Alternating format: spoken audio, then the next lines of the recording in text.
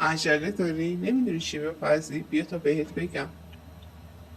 یه غذای فوق‌العاده خوشمزه با پخت راحت.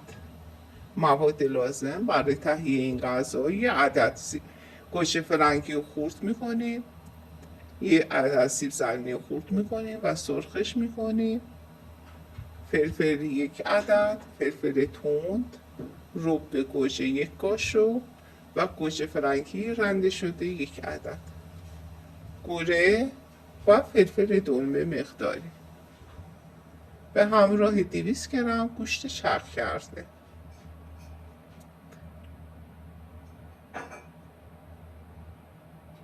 ادویه ها شامل زردچوبه، فلفل سیاه، گل محمدی و دارچین.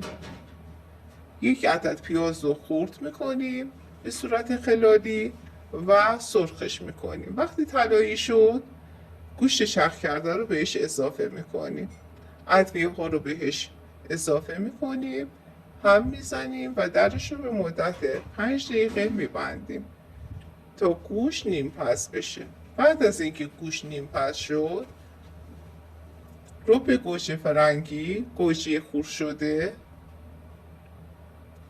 فلفل، فلفل دلمه و گوره،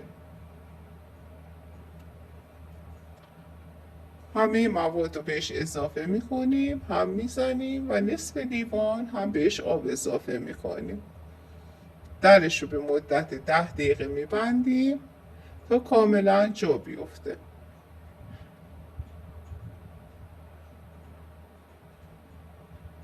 وقتی به این مرحله رسید سیب زمینی رو بهش اضافه میکنیم، هم میزنیم و به مدت 3 دقیقه درش رو میبندیم.